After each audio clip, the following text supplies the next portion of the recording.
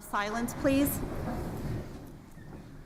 I pledge allegiance to the flag of the United States of America and to the republic for which it stands, one nation, under God, indivisible, with liberty and justice for all.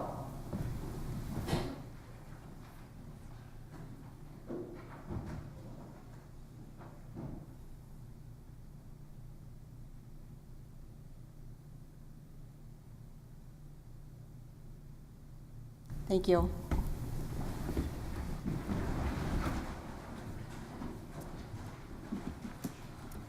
Can I get a roll call of supervisors, please?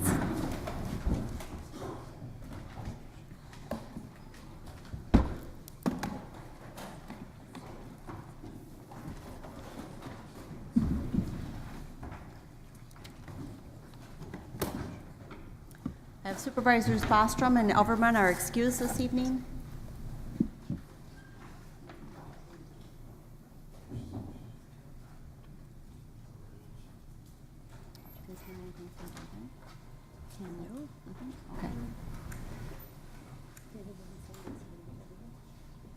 All right, we're going to go ahead and move on to the county executive and his presentation of the 2018 budget. We could have County Executive Cruiser please come forward.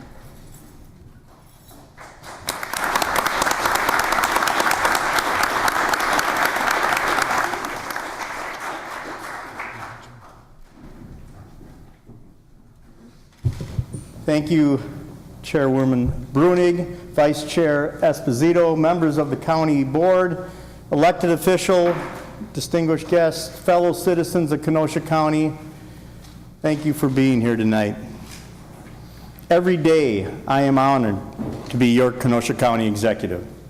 And tonight, I am presenting the budget that continues to move our county forward, improving services while doing so in a frugal manner.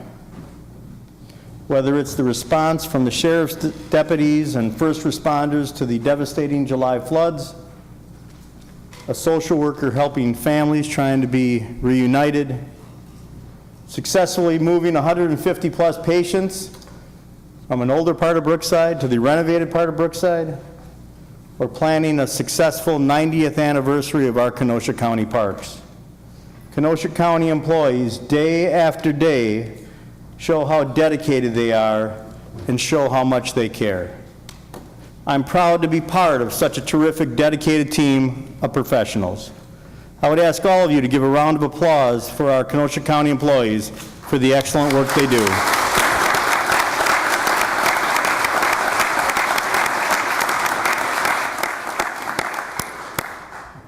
Over the last 8 years, Kenosha County has proven it is the destination hotspot for economic development. We are attracting businesses across the nation and international businesses like Haribo from Germany. And if a Taiwanese company plans on moving up to the county of the north of us, we are no doubt in a beautiful position for their supply chain and for housing that will be needed from those employees. We are also more and more becoming a place where new people just want to live. The word is out on Kenosha County. It's a great place to live and raise a family. And most of all, our real estate market is hot. County government has had a significant role in helping our community lead the way in many, many areas.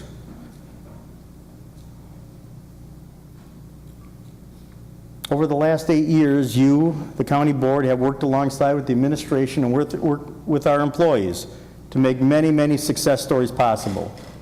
Some of those were very difficult decisions. But we continue good, planful work tonight as I present to you the 2018 Kenosha County budget. This budget ensures we will continue to work toward the goals of reaching a AAA bond rating status, making necessary infrastructure improvements that will continue to lead to economic development, which will lead to more jobs, and continuing to implement cost-effective and efficient ways to provide services to our taxpayers. As I said in the last State of the County address, I'm going to repeat it again, Kenosha County is financially strong. Since the time I came into office during the Great Recession, we had gone from an other post-employment obligations of $132 million to about $73 million. Equalized values, which had dropped during the throes of the Great Recession, are back up very, very close to the 2007 levels at $14.6 billion. Our unassigned fund balance has grown from $8.4 million to over $19 million, or about 29% of our operating county budget. And that is reflected in the budget you will get tonight. The fund balance reserve policy is important to the rating agency as it reflects our creditworthiness. And of course, it protects us against unforeseen emergencies. This budget and all of the previous 8 budgets have been passed at among the lowest rates in the past 25 years. As you know, our bond rating has also improved a couple of clicks during that time. We are at AA+, and we are continuing to work toward AAA. I am happy to report the bond rating agencies, Fitch and Standard & Poor's, are very pleased with Kenosha County's strong financial position. In fact, the rating agencies stated Fitch regards the county's operating performance as exceptionally strong. The agency gave our operating performance a AAA factor assessment.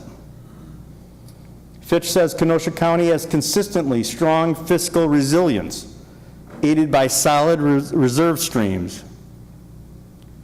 Fitch says unemployment has declined markedly as new and varied employers have moved in and generated greater economic diversity. Unemployment is down to 3.4% in August. And on that point, I want you to look at the unemployment rate in June of this year. It was the lowest ever in the month of June. Other counties had it low in June, but we hit a record with a couple of other counties. This next graph shows employment trends between Lake County and Kenosha counties from 2007 till present. Consider the contrast between Kenosha County and Lake County since 2007.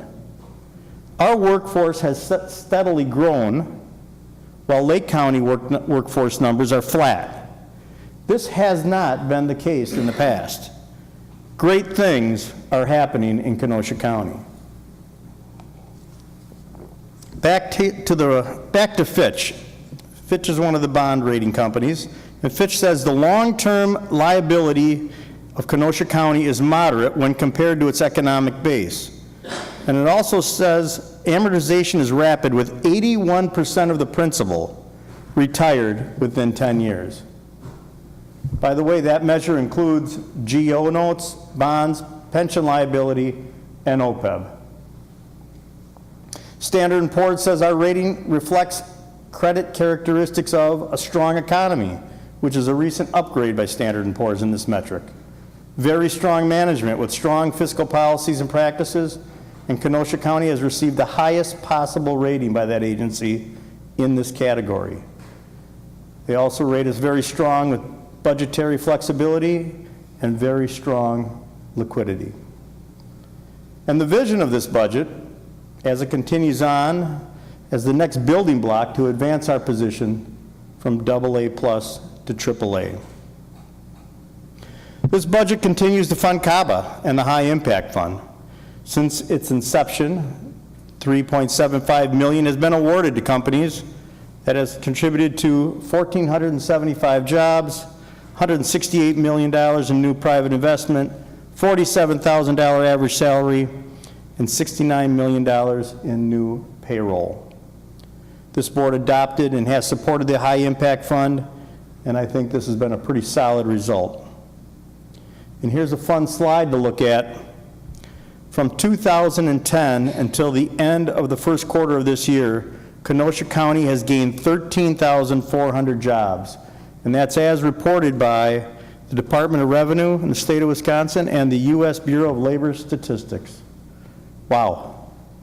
It's quite a upturn in our economy. Just since 2013, CABA has charted significant economic wins, making Kenosha County the envy of most counties in the region and most counties in the nation. CABA has created a lot of jobs, as noted on the previous slide. In addition to the wins gained from the High Impact Fund, it has also assisted in 10 million plus square feet of development, assisted in attracting 1.2 billion in capital investment.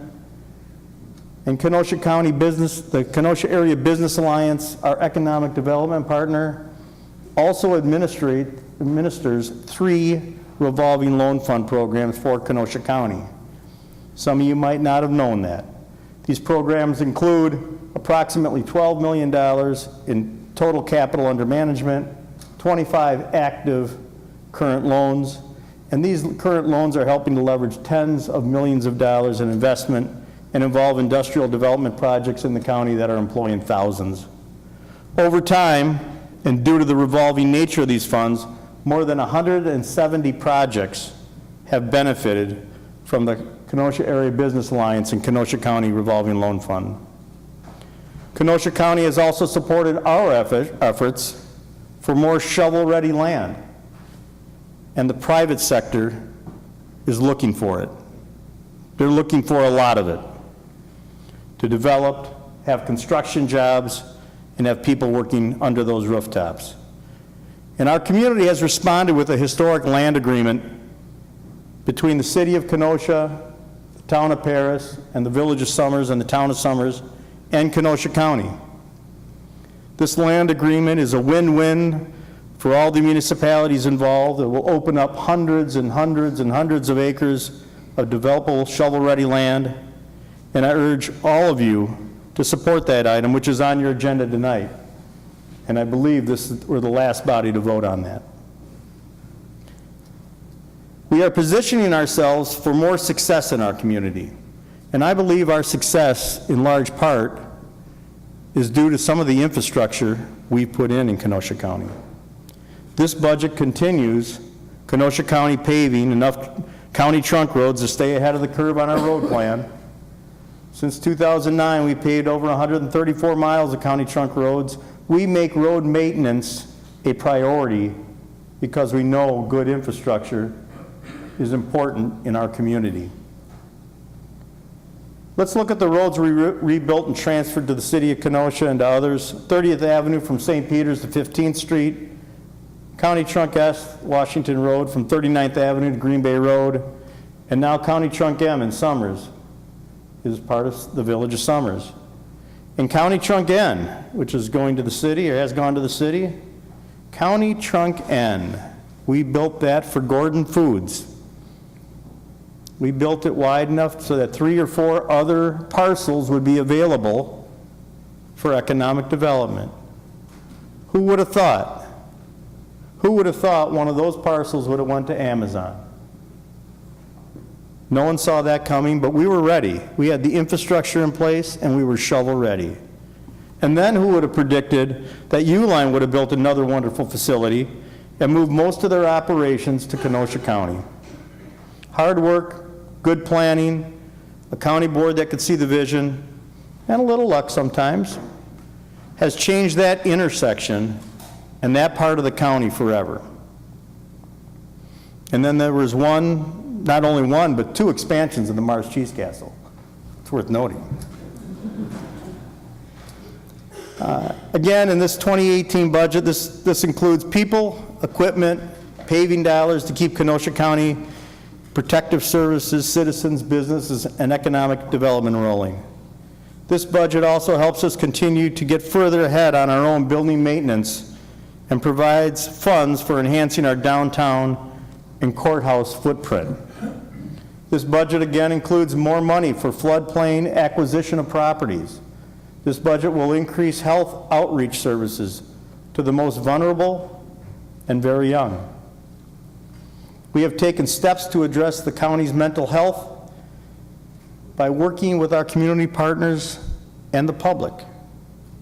In 2018, we will see the care center open so that more beds will be available for people in need of mental health and drug addiction services.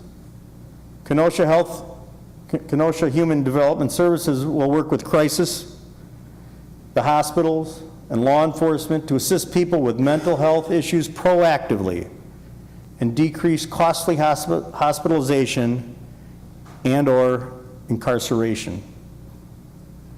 Also helping us significantly in filling a void with mental health needs is a $250,000 grant from the Aurora Foundation to provide telepsychiatry services, also with the assistance of Kenosha Human Development Services. Thank you, Aurora, for your assistance. This budget also reflects an increase in hours for mental health misdemeanor diversion. Getting at mental health issues earlier is a better way for the individual and much more cost-effective for all of us. We've also been working hard to address the opioid crisis in our county.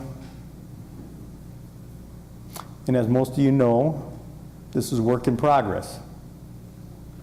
The issue has affected every family or a friend of your family. It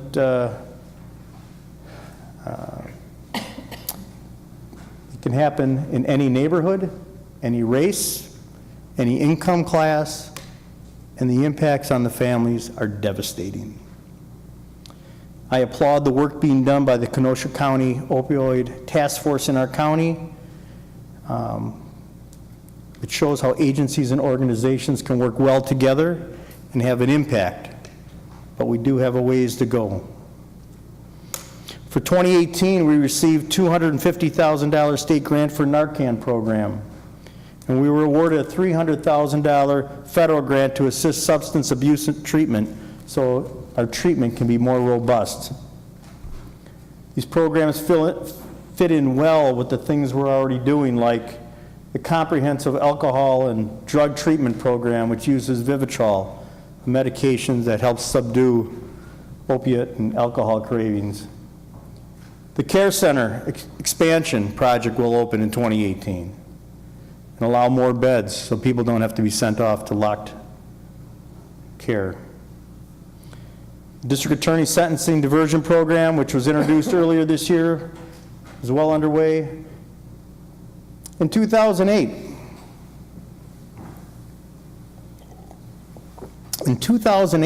Brookside Care Center was dependent upon taxpayer levy dollars.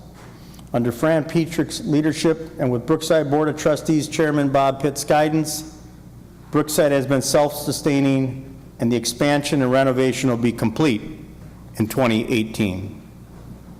Golf was also in the red in 2008 and continues to be in the black in 2017. 2018, we will see a 9-year-old plan come to fruition as the medical examiner's office will move to a single location within the public safety building. Thank you to United Hospital System for its partnership with us to provide needed space for the medical examiner for nearly 10 years. In 2018, we'll see the Emergency Operations Center move to far more adequate and updated space. This summer's flooding again demonstrated the need for an area where we can better facilitate efforts during man-made and natural emergencies. 2018 will see Joint Services Fleet Maintenance move to ensure there's enough space to safely work on police and sheriff's deputies' vehicles. 2018 will see an upgrade to the 911 system, so people who need help can not only safely call, but they'll also be able to text for help. Thank you to Supervisor Gentz for your passion of keeping the public safe and your continual efforts to update all parts of Joint Services. In 2008, KD was just a dream and a locked gate. Today it has beautiful trails, a safe drive, and parking. In 2008, Petrifying Springs had a dam that caused flooding that would often shut the park down. Both of those parks have dramatically changed since 2008, and we'll see more positive changes in 2018. We received a grant to create a 1-mile multi-use trail at KD and grant money for the prairie restoration there, and a $500,000 EPA grant will allow a much-needed restoration of the beautiful Pike River bed at Petrifying Springs. Other updates and plans and improvements for the other parks are also in the 2018 budget for the other county parks. In 2008, Kenosha County's Information Technology Services was not prepared to meet the needs of our business unit, the changing technology landscape, or to plan for the efficiencies through technology. In less than a decade, IT has completed a total infrastructure upgrade, upgraded the entire network infrastructure to include server upgrades, email migration, phone system, network switches, and the public safety building data center. They implemented an enterprise content management solution. It's called, fancy word for document scanning.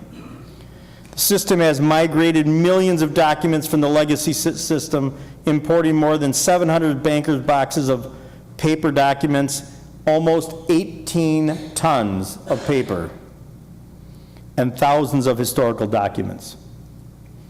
Major software system upgrades and implementations have been made.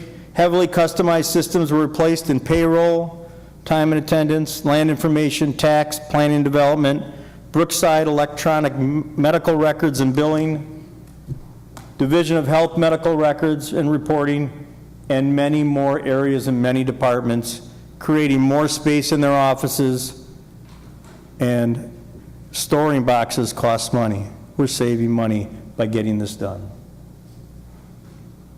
2018 will see IT go live with the enterprise resource planning. You've all heard of the ERP.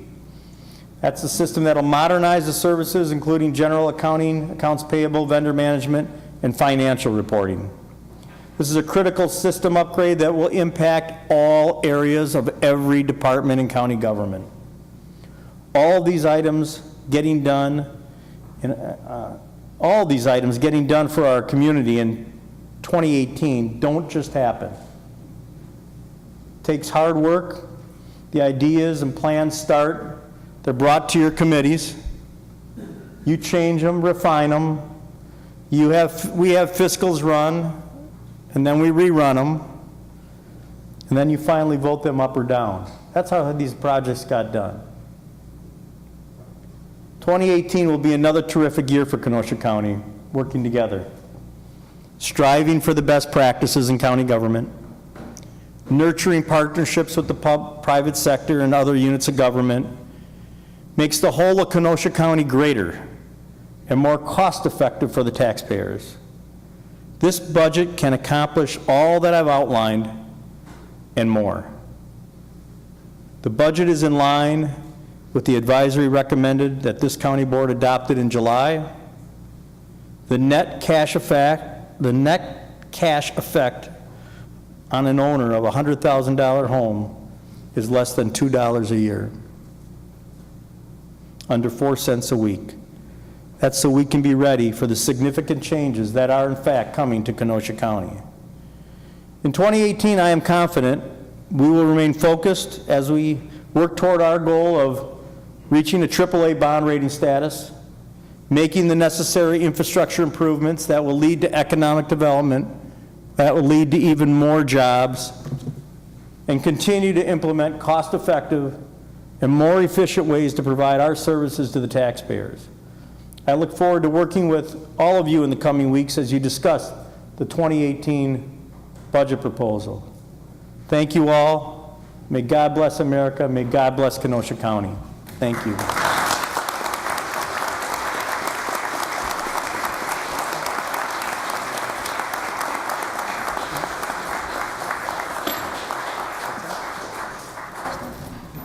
It's coming.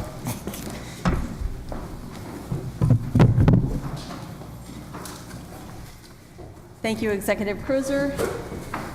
I'm sure that we will all be attending those budget hearings so that we can make sure that the budget is passed as it should be. We'll go on with citizen comments. If there are any citizens to speak, please step to the podium, state your name and address for the record, and you'll have 5 minutes to speak. Thank you. Jack Rose, 4315 68th Street, Kenosha 53142. Chairwoman Bruning, members of the County Board, I'm here to talk about mental health within our county, within our community. As you know, the mission of NAMI is to improve the quality of life for folks affected with mental illness. We do this through 3 methods: education, support, and advocacy. We do all this while we continue to promote recovery and fight stigma. And so with the budget you have before you and the human services portion, it aligns and helps us to complete that effort. The opportunity of expanding the care center has been fantastic. We talked about this last year. It's a work in progress. That will be done coming up here in January of 2018. It will give us such a better resource to handle people with mental illness. It will provide a better treatment facility and will also reduce the cost of our law enforcement, police and sheriff's department in dealing with people in mental health crisis. And many times, as the county exec said, if we can get treatment here at the local level, it saves money and not everybody has to be hospitalized in a locked facility. Expanding the Bridges Community Center has been extremely effective to the community. By expanding the hours, Monday through Friday and also on Saturday, this has been an excellent recovery resource, and it's being used. Bridges as a program in the Kenosha Human Development Services has been extremely effective. As a member of the Treatment Court Committee, and again, we're fortunate here in Kenosha to have a specialty court, the Treatment Court, and it provides treatment instead of incarceration. We have a very active program now under Judge Meyer, and it continues. The Vivitrol program has been extremely effective. We've seen it in the treatment court, and it will continue per this budget. We need it. The opioid epidemic is a scourge to our entire way of living, and we have it right here in Kenosha. The last time I checked, we had 32 people overdose die this year in the county, and 12 of those were related to fentanyl, which is an extremely dangerous opioid. My opinion, the diversion program, the money that is in the budget this year to expand the person who is helping out with the diversion program is extremely effective. It's much better to help somebody at the front end. Why can't we give those people treatment after they've committed a misdemeanor? We don't have to wait until they commit a felony. And so this is extremely, extremely important and very cost effective. I think the collaborative effort that we've seen here in our community with our crisis intervention team training program and our crisis intervention partner program has been fantastic. And it is truly collaborative. It's between Kenosha Human Development Services, the Sheriff's Department, the Police Department, Gateway Technical, and we're all working on this together.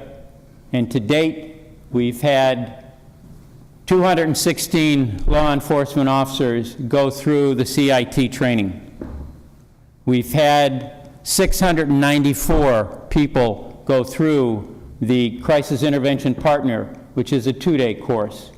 We have another one of the CIP courses coming up in November 20th and 21st. And once again, I extend an open invitation to members of the county board to attend this. It's a 2-day session. If you want to come in for parts of it, fine, but please stop by. Right now, we've got 41 people signed up for a class that will top off at 60. You may have heard me mention, I talk about our grow our own program. Yes, we do not have enough mental health professionals, but everyone should be aware of that the first 3 Martha Hollowell scholarships have been awarded in August. So we have 3 people getting $7,500 apiece to go into master's level program in mental health, and they will come back to the community. An interesting thing, starting in September 1st, Marquette University has started a master's in nursing, right here, Master in Science in Nursing. So that will, at the end, can produce an advanced practice nurse. And that's what we need in our community. Only 3, but we're starting. And I know I'm running out of time. This is Mental Illness Awareness Week. We are into mental illness. We support it, we're involved, and we're all working as a team to get it done. Thank you very much. Thank you, Alderman Rose. Please step to the microphone before you start speaking. Karen Cross, 7109 39th Avenue, Kenosha. Thank you, County Board Supervisors. Again, I'm Karen Cross. I'm here again along with residents like my father and family members of residents of Brookside Care Center, 3506 Washington Road, to implore you to prevent the Brookside Care Center from installing carpet that threatens the physical and emotional health of the residents. Yesterday, we heard the salesmen and designers discuss the building plans for the many aspects of Brookside. We're not here to knock the designer or the salespeople. The renovations look very, very nice.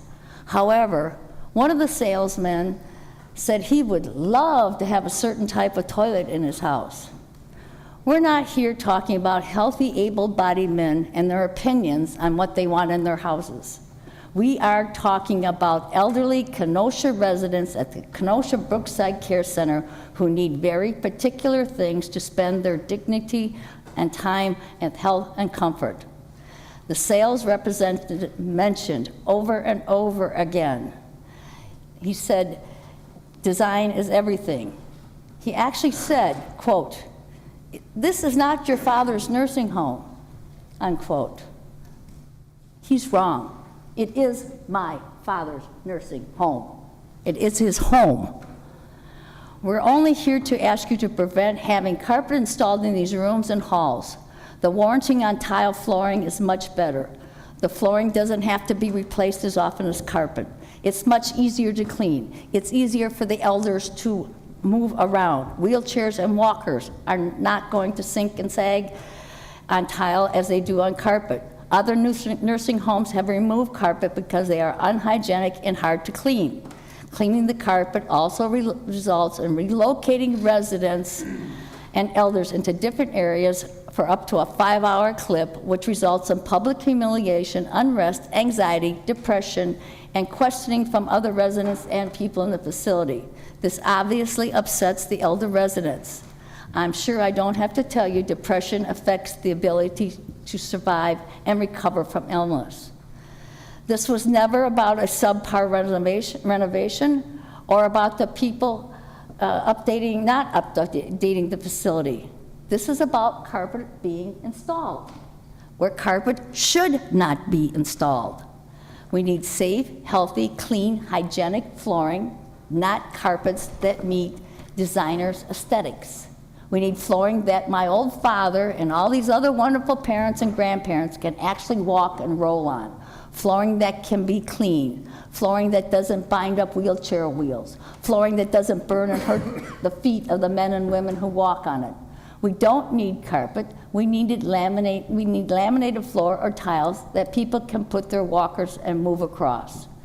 Brookside has had uncarpeted floors throughout the years, specifically to accommodate residents that spill liquid on the floors.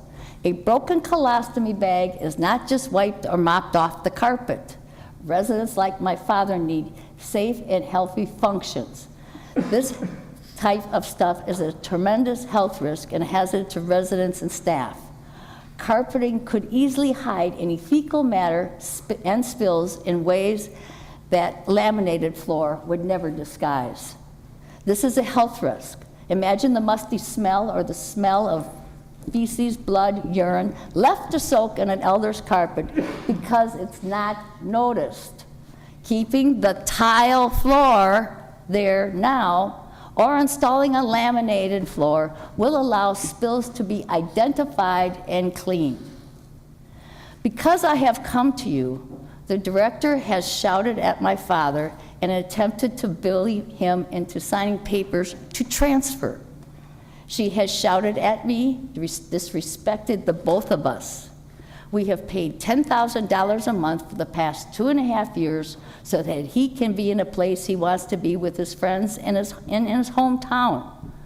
I am not sure why she has turned this into a personal needs, turned it into a difficult situation, or why she seems to not care about the basic needs of the people she's charged to care for, people who have paid their own way. I'm speaking of the director, Fran Petrick. When we're older, and hopefully we all get older, we're going to want our children and our families to listen to us and respect our opinions. If all of these great old folks are saying this is a bad idea, that it hurts, makes moving difficult, how are we going to ignore them? I thank you for your time. I commend you for doing the right thing and protecting the health and dignity of these people. Last month when I was here, I handed out a copy of my speech. I've neglected to say that the photos are the pictures of my father's feet after 3 months on the carpet. Thank you. Any other citizen comments? Please state your name and address for the record. Good evening. Michael Bell, 3317 13th Place. Forgive me, I'm going to need to put on my glasses here. You know, I found it entertaining. There's a lot of fantastic things going on in Kenosha County, as Executive Cruiser brought out tonight, but we do still have some problems, and I'd like to address one of those problems and see if we can make an impact on it. I'd like to say that if anybody doesn't know who I am, I lost a son in 2004 to a shooting that was very questionable by the Kenosha Police Department.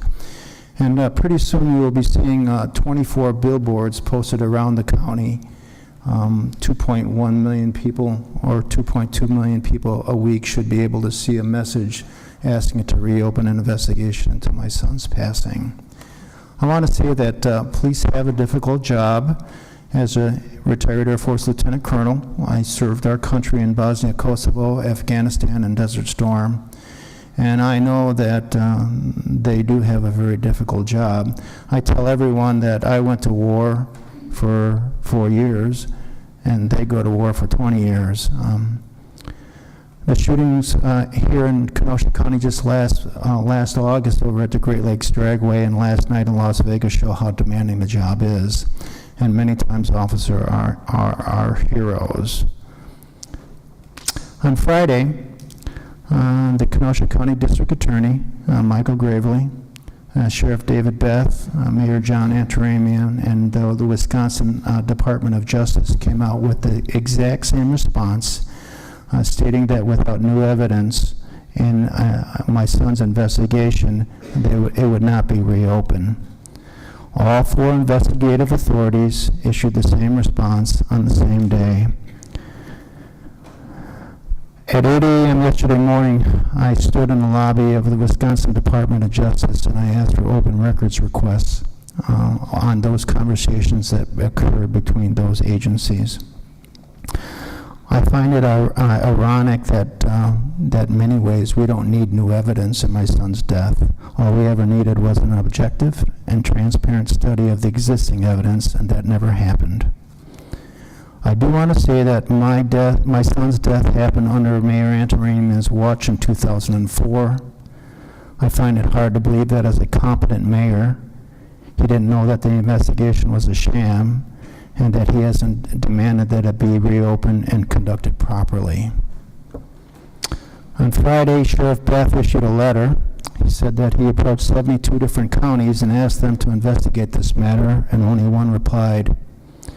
And I have to ask you this, is what county sheriff wants to take on a high-profile problem of Kenosha County and spend their budget on this? It's no wonder that an email sent to 72 counties that received no response. I talked with a retired sheriff today, one that I'm very familiar with, and he said, when you approach a sheriff, one of the first things they ask is, what's in it for me?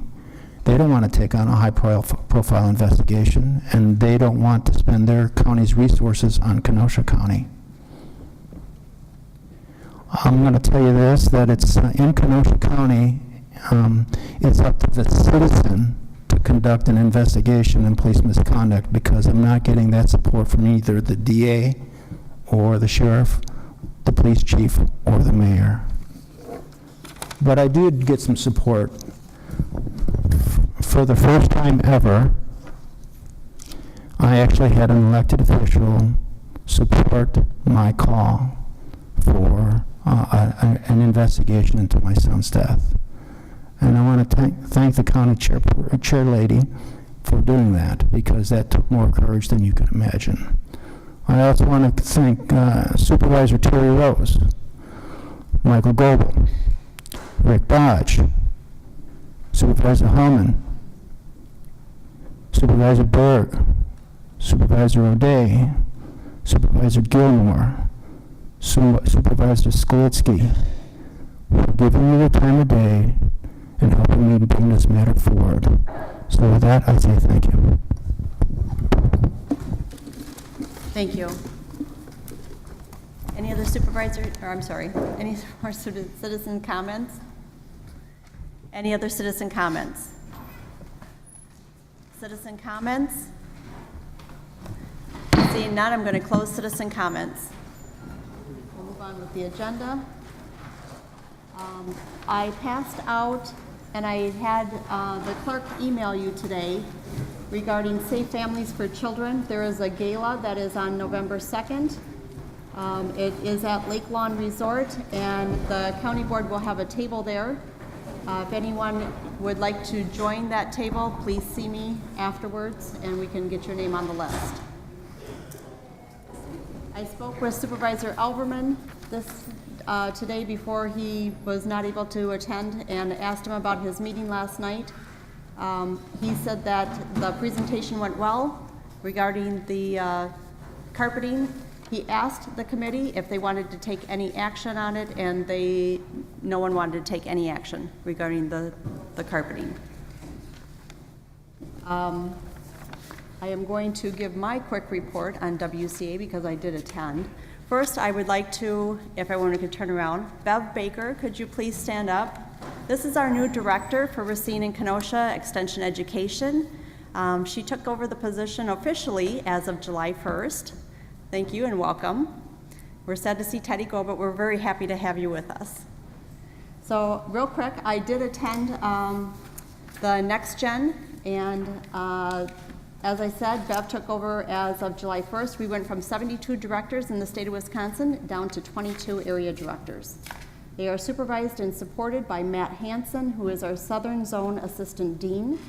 Non-tenured faculty, 3 weeks ago, received their notice that they were given options for employment and can transition into academic staff positions. Tenured faculty are to retain their status. New hires, as of, beginning in 2018, there will be 20 new hires that will come on as academic staff positions, and then more will follow as we transition into the full implementation. For those of you that remember John Day Montmullen, who was our champion through Kenosha County for years for our youth development program, he has left Green Valley and is now in Madison working on the transition program with them. He is transitioning the 4-H youth development program to Youth and Families Institute, and they will house 3 centers, including Positive Youth Development and the Center for Wisconsin 4-H. That's my report. So I'm going to open this up to Supervisor Grady. You have the floor. Thank you, Madam Chair. Last evening, the Public Works and Facilities had their meeting, And among other things, we had brought forward that the 9th of this month, this coming Wednesday, we will have our budgetary review of the paperwork you see in front of you. So if you have questions, comments, anything dealing with public works, facilities, highways, parks, golf that are of a budgetary matter, please bring those to our committee at that time. Be prepared to discuss them. It's much preferred that if there are concerns and additions, deletions, that type of thing, they've done at the committee level prior to going to the general hearing before finance later in the month. Thank you, Madam Chair. Thank you, Supervisor Grady. Supervisor Wambolt, you have the floor. Thank you, Madam Chair. Regarding the WCA conference, I also attended. I appreciate the opportunity to have attended. For me, it was time well spent. I attended the following sessions: Wisconsin's drug crisis and its impact on counties, maintaining an effective criminal justice coordinating council, roles and responsibilities of a county board member, and budgeting 101. In a general sense, I received a lot of good information as it relates to county government, and specifically Wisconsin Statute 59. I also learned quite a bit about the opiate problem and the possible solutions to that problem. And regarding the Criminal Justice Coordinating Council, that was new to me, but apparently it's been in Kenosha for quite a while. I met with the leader of the program, which is Judge Mary Wagner, and she gave me a lot of information as it relates to that. So that was new to me. I'm going to do some more research and educate myself regarding that council. But all in all, the conference was well run and informative, and I thank you. Thank you, Supervisor Wambold. Supervisor O'Day, you have the floor. Thank you, Chairperson. I left a flyer on your desk concerning the Kenosha History Center Chili Cook-Off. It's a big fundraiser for us. I do have tickets available on hand, but you can buy the tickets at the door. It's a great night. All the participating restaurants donate their time and all the material for the chili too. So you can, if you don't come to the chili cook-off, go to the restaurant sometime and tell them thank you. Thank you. Thank you, Supervisor O'Day. Supervisor Boyd Frederick, you have the floor. Thank you. First of all, there's a letter going around that I've asked everyone to sign. It is dealing with the dark stores resolution that Supervisor Gilmore and Supervisor Wamble brought up to us. WCA requested that we reaffirm that we understand what the dark stores are and the fact that we would like them to do legislation to change the present law. Also, at the conference with WCA, I attended 4 different workshops. One of the more interesting ones is with transportation. WCA doesn't care what type of funding shows up. They are for any type of funding. And also, there's going to be some items coming up on LR 151, which deals with wells that are connected to the counties that are by Lake Michigan. So that's going to be something I'll be looking into next year. Also, there was a resolution that the WCA requested that we take up. That will be at the ledge meeting, which will be 2 weeks from tonight. Thank you. Thank you, Supervisor Frederick. Supervisor Dodge, you have the floor. Yes, I want to thank everybody for allowing me to attend the conference, Wisconsin County's annual conference. I assure you that I take the conference seriously and attended the opening assembly as well as the workshops. On Monday, beside the opening ceremony, I then attended a conference of compliance with open meeting laws. Any supervisor who have questions on this, feel free to contact me, but in a summary, they discussed public notice requirements. Very important aspect is what is the purpose of the meeting. If it's a casual lunch and there happens to be a quorum, do not discuss pending issues. In a publicized meeting, do not lock the meeting door room.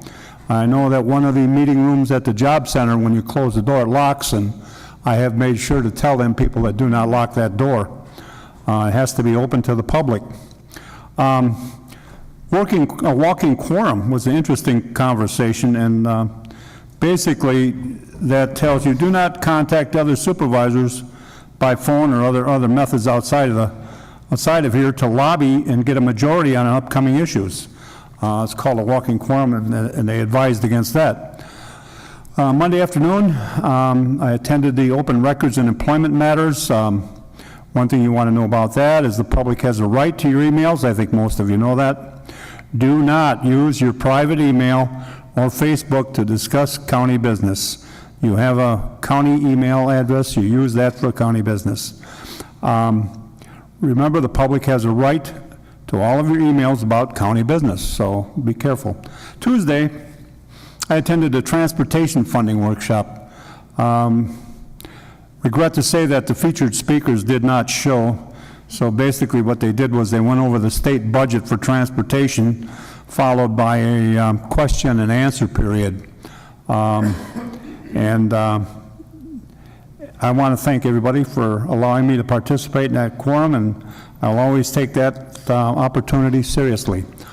Also, I attended the Public Works meeting last night, and the way I understood that the Brookside carpeting issue, the chairman made a statement that there was going to be information purposes, no action, or did he say action or vote? I'm not sure, but no action was to be taken at that meeting. I did speak at my wife's request. I had 40 years at Brookside. I did speak out against the carpeting and why it just doesn't work when you have incontinent residents. And I think they're aware of that. Got to be careful of HIPAA laws, but there is one room that's set aside, no, I better not say.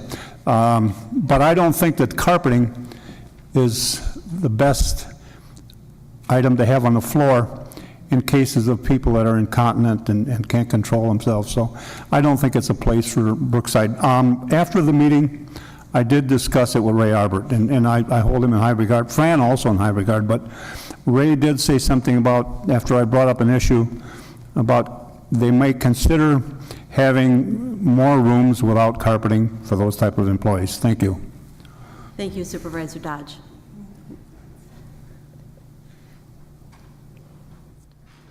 Hold on.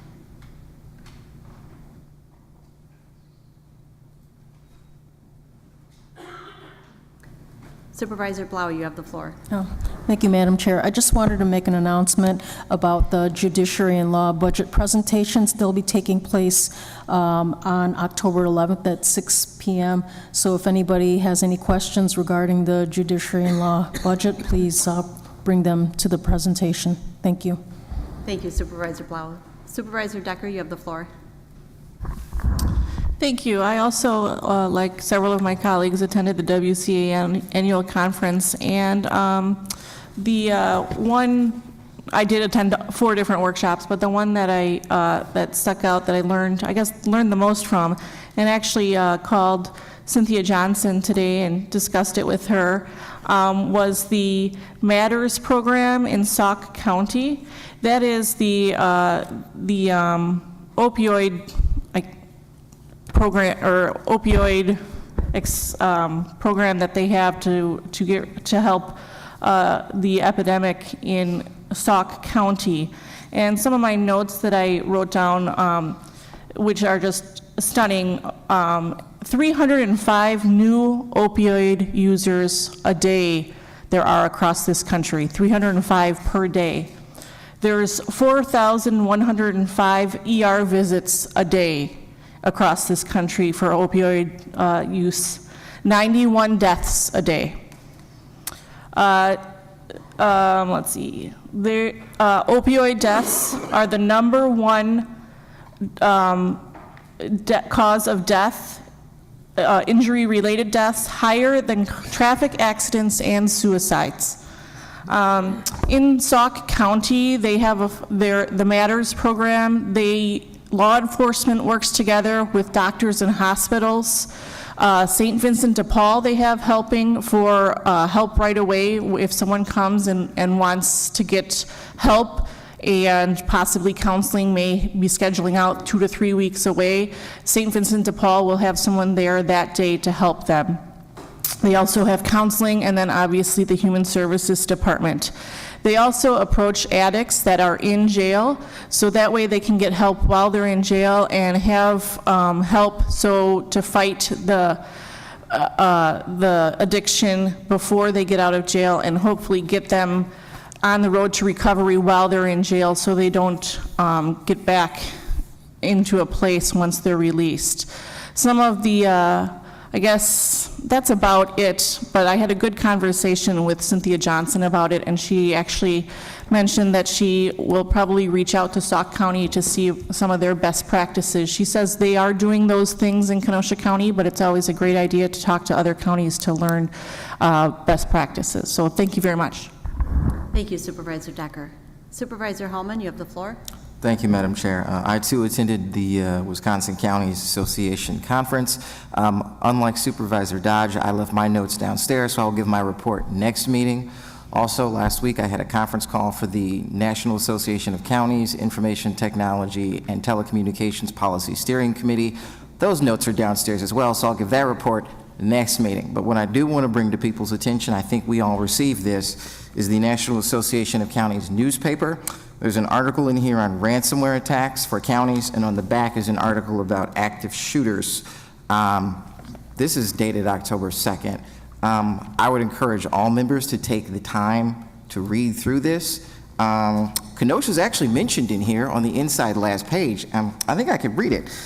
Supervisors in Kenosha County are asking the state to create a database of statistics related to the opioid epidemic. In a letter addressed to local legislators and Governor Scott Walker, the supervisors asked the state to track overdose-related ambulance calls, Naxalone use, opioid-related death records, and arrests and seizures of opioid drugs. There are roughly 3,069 counties in this country, give or take one or two. I think there was a new one made about 2 years ago, and as I understand it, we have one in Wisconsin that's merging with another. So the entire country sees this in some fashion. Thank you, Madam Chair. Thank you, Supervisor Hellman. Supervisor Kubicki, you have the floor. Oh, no, I'm sorry. Supervisor Skalitsky, you're first. Thank you, Madam Chair. I want to commend Ms. Cross for coming in again and speaking to the entire county board. It was my impression after the last meeting that there would be a discussion and maybe even some further investigation regarding the stated concerns over carpeting in the Brookside Care Facility. It just makes sense to me that carpeting doesn't belong in the majority of that facility, and yet I learned tonight that the chair of the Public Works and Facilities Committee called for no further action.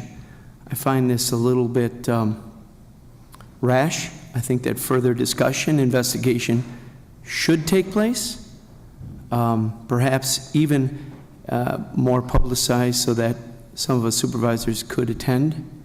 And since the carpeting has not necessarily been laid, one that makes some sense certainly to me, certainly from a staining and contamination standpoint.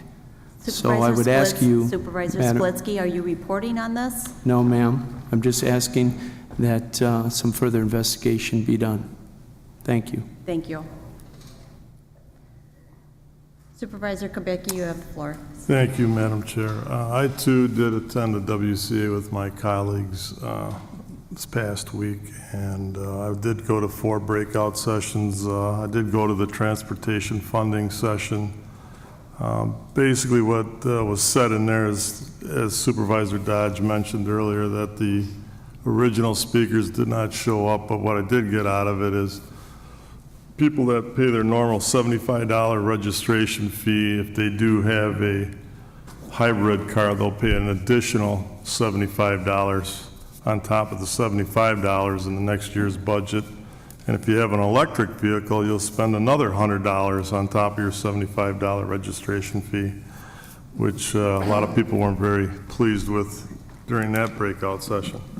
I also also went to the Sheriff Association meeting, and I was happy to hear that 70 to 80% of the 72 counties, the sheriff's departments carry Narcan on their squads, and Me being involved in the fire service, that's my wheelhouse, and I could appreciate that. Also, the use of drones in public safety, how they can tell if a scene is safe or secure, if someone's not hiding behind a building. It could track heat sources and things like that. I thought that was very interesting. And it's multi-use through different divisions within the county. Public Works can also use these drones to check on buildings, check on bridges, and different things like that. So a lot of useful information was gained from that. Thank you, Madam Chair. Thank you, Supervisor Kubicki. Supervisor Gens, you have the floor. Thank you, Madam Chair. I just have a question. I'm looking at my notes. Are Public Works and Judiciary and Laws budget meetings at the same time? No. I have one written down for next Wednesday and one on October 11th. I have one on the 9th and one on the 11th. Okay, whose is on the 9th? Public Works. Okay, thank you.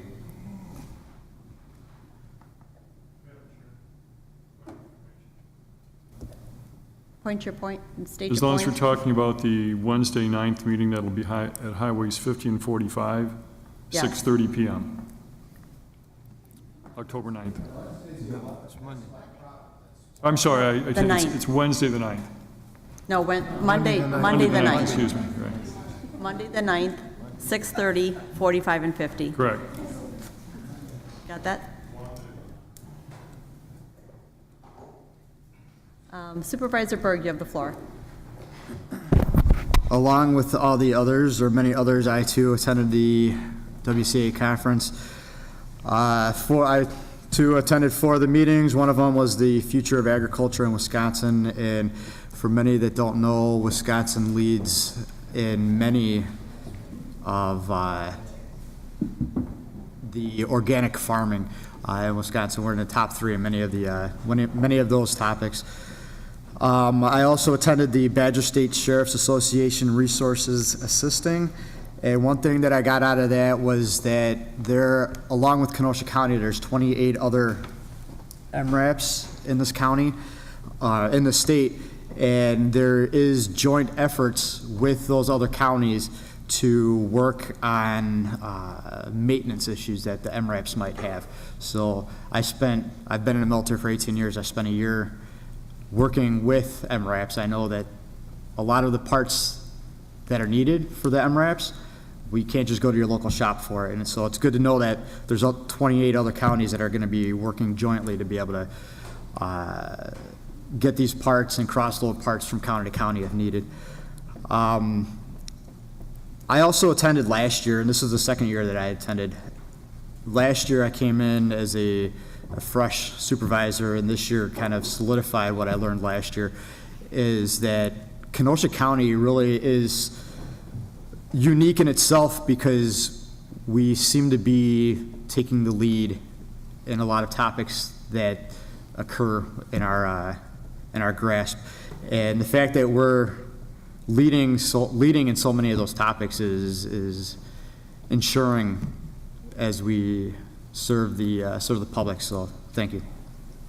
Thank you, Supervisor Berg. Supervisor Gable, do you have your report?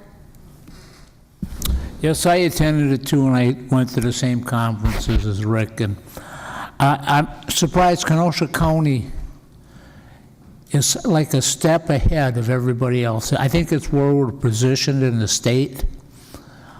We work well with other counties.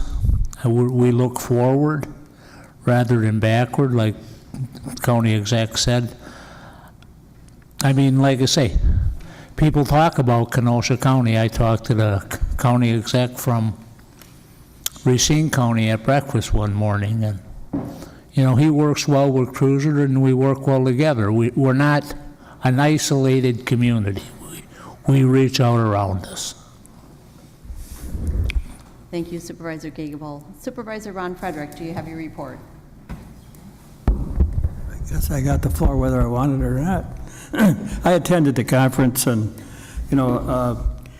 what's disappointing sometimes is that more supervisors don't put it in their schedule to attend, because what you really get is what's going on in other counties. Like Supervisor Gable said, he breakfast one morning, we talked with the county executive, Racine, went over some things. They're happy to get Foxcom, and we're happy to give it to them, I guess. I made every workshop, and but basically what I really get out of it is the conversations and the information from other counties and what's going there on there. So I appreciate the opportunity to attend. I don't think I've ever missed one, but it's a good thing, and I wish more county board supervisors would find their time to attend. Thank you. Thank you, Supervisor Frederick. All right, thank you for indulging us on all these reports, but it is necessary to show the taxpayers that we are learning something as we go to these meetings. All right, we'll go on to new business. New business, Resolution 48, from the Public Works Facilities Committee, a resolution approving 2017 City of Kenosha County of Kenosha Intergovernmental Agreement. Full agreement can be found on the Corporation Council's website under the Presentations heading and will be entitled 2017 Cooperative Plan and Intergovernmental Agreement. Elverman, yes. Grady, yes. Bostrom, excused. Franco, yes. Gilmore, yes. O'Day, yes. Wamble, yes. Supervisor Grady, could you move the resolution, please? Move Resolution 48. I have a first by Supervisor Grady and a second by Supervisor Franco. I'm going to turn it over to Corporation Counsel to go through the resolution. Thank you, Madam Chair. I trust that everybody went to the website and read the full agreement, right? All 200 pages? Perfect. Okay, good. Then I can skip ahead. No, in all honesty, the joke, if you will, is that it is a series of agreements between various municipalities. It is 200 pages long when you factor in the attachments and exhibits, and there are really 4 pages that deal with Kenosha County. We are, as a portion of this agreement, which is a successor to an agreement that we entered into in 2014, transferring a portion of County Trunk Highway N from I-94 west to 128th Avenue to the city. Again, this literally has been in the works for 3+ years. You may recall about a month and a half ago, we passed sort of a precursor resolution memorializing that was a county trunk highway that we'd worked for 40 years. I am asking for your approval of the resolution approving the IGA with the city. The only other real obligation on the county is that we agree to help dismiss a lawsuit that we didn't want to be a part of in the first place. So I am asking for your support this evening. As the county executive mentioned, we are in fact the last municipality to vote on this agreement. Everyone else has approved it. Thank you, Corporation Counsel. Supervisor Grady, did you have anything else? No, just to restate the obvious, and that is this is a common order of business, at least it pertains to the deeding of our county highway infrastructure to another entity. It's desirable. It releases us from the burdens of management, maintenance, that type of thing. And it was done similarly on County N for the Gordon Foods project. We deeded that portion to the city. So this is really just a logical follow-up to that. Thank you, Supervisor Grady. Supervisor Kubicki, you have the floor. I just wanted to get your attention. My colleague to the left here wanted to say something, and then you kept on going, and you didn't get a chance to talk. So that's what I was trying to do. Go ahead. Thank you. Supervisor Decker, you have the floor. I guess I have a question for Corporation Counsel, please. Why do we have to approve the whole agreement instead of just having a resolution regarding the highway? It's a series of agreements that's been packaged together for simplicity's sake. They're all going to be submitted to the state as a group because they're interrelated. Ours is a successor. The portion that we are dealing with is a successor to the agreement that we had with the city and the town of Paris in 2014 that I've referred to as the U-line agreement. At that point, we didn't approve an intergovernmental agreement for them, did we? When we with that? We would have, yes. But we did at that time? Yes. It wasn't just a resolution regarding the road? It was a resolution approving the intergovernmental agreement. Okay. All right, thank you. Thank you, Supervisor Decker. Seeing no other lights, All those in favor say aye. Oh, hold on, I have one more light. Supervisor Ron Frederick? No, no comment. Oh, okay. A roll call has been requested.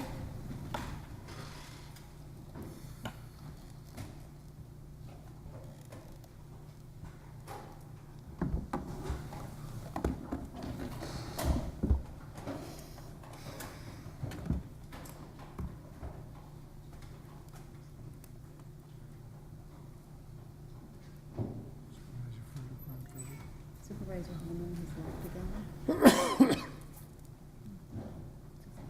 Go ahead and tally it. We can't until he... I think he left completely.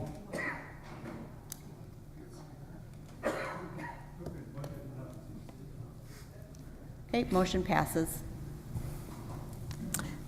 Report by Kenosha County Treasurer Terry Jacobson regarding tax delinquencies.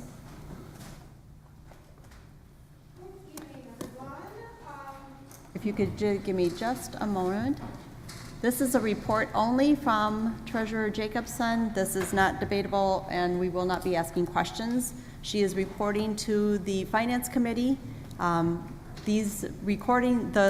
Finance Committee is recorded. If you have any questions on the recordings, you can certainly call the chair of the committee, or Terry Jacobson.